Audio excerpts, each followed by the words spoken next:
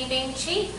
Today I've got some food in the canner and I will give you a tour of that in just a minute. But while the canner is going, I thought I would show you how I'm going to make some apple cider vinegar.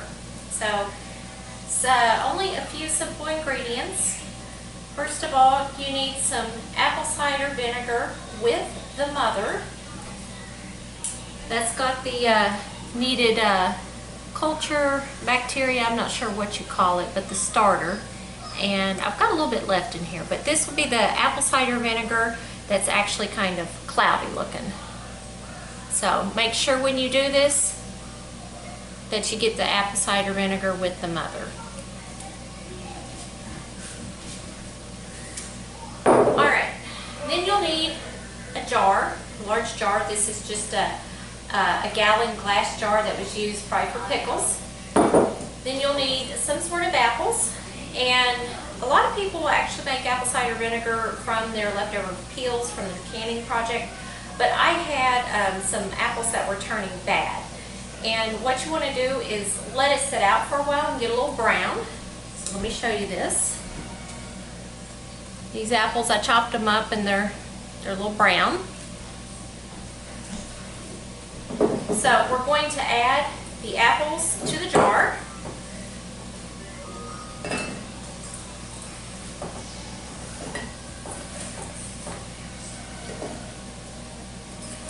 And this is a multi-day activity. This just doesn't happen overnight.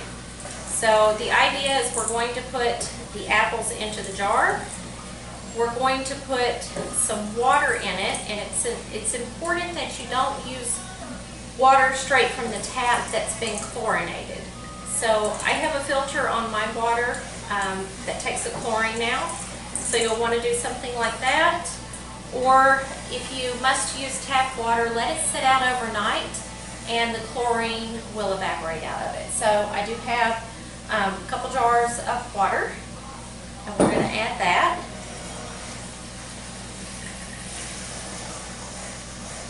Alright, so we're just about to the top of the apples, not quite.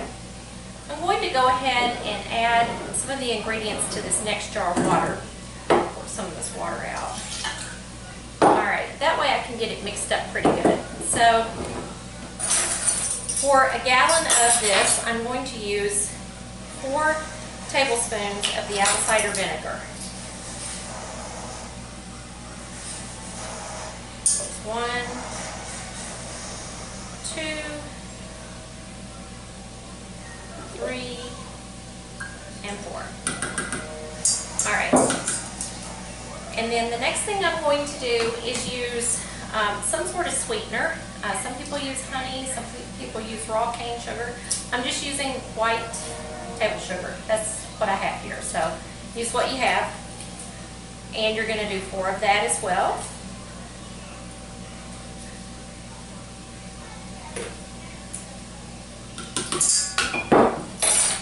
Alright, then we're going to swirl it around so it mixes a little bit. Go ahead and dump this one in here.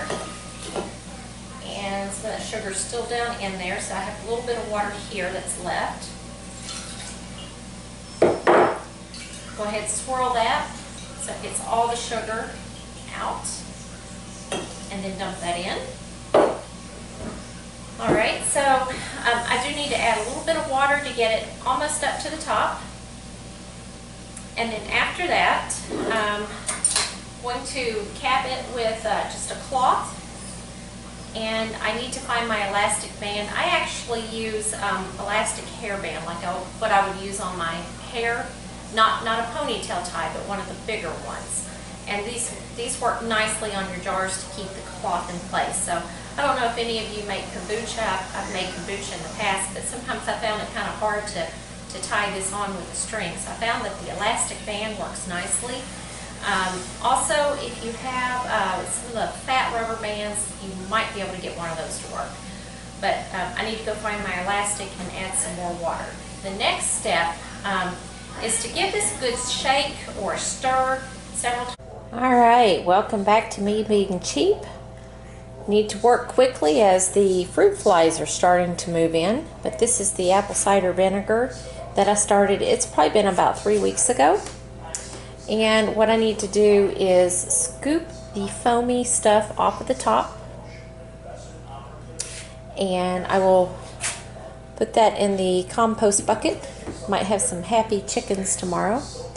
Then I'm going to dump the apples through a colander and into the bowl. And then using a funnel, I will pour it up into a leftover glass apple cider vinegar jar. And I can't do this one-handed, so I'm going to have to turn the camera off, and then I will rejoin you in a minute. And then for those of you who have been a long-time fan of the channel, I started measuring my ingredients out for Ezekiel bread.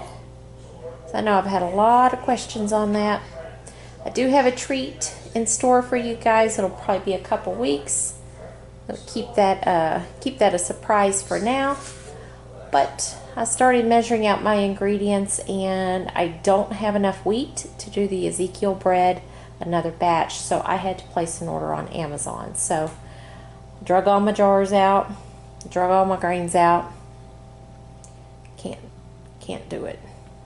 So let me get this strained, and I'll join you in a bit.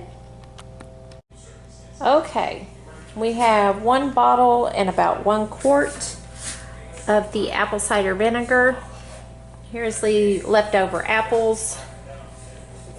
Here is the store-bought. It's much darker. This is the raw, unfiltered, Great Value brand from Walmart. It's a little bit darker. Now, what I do need to tell you is that you should not use your homemade stuff for canning or pickling, as those recipes are dependent upon a known acidity level of the vinegar. And with this homemade apple cider vinegar, you really have no control over that. So what we'll use this for is, this is basically a fermented food. We could use this in cooking recipes, and then when we start our baby quail, we do put a little bit of apple cider vinegar in their water, so we could use this for agricultural purposes as well as our own personal consumption and cooking in recipes that call for vinegar. But again, you will not want to use your homemade vinegar for pickling or canning. All right, thanks for watching. Oh, and let's say how much this will save. You know, I think the jars about this size are about $4 to $5 if you get them at Walmart. I know that the Bragg's brand is a little bit more. But this was basically free. Just took a little bit of time and a little bit of space on the counter. I had some apples that were going bad, so I just cut them up, put them in the filtered water, a little bit of sugar, and a couple tablespoons of the apple cider vinegar with the mother to get it started. So I'd say this is free.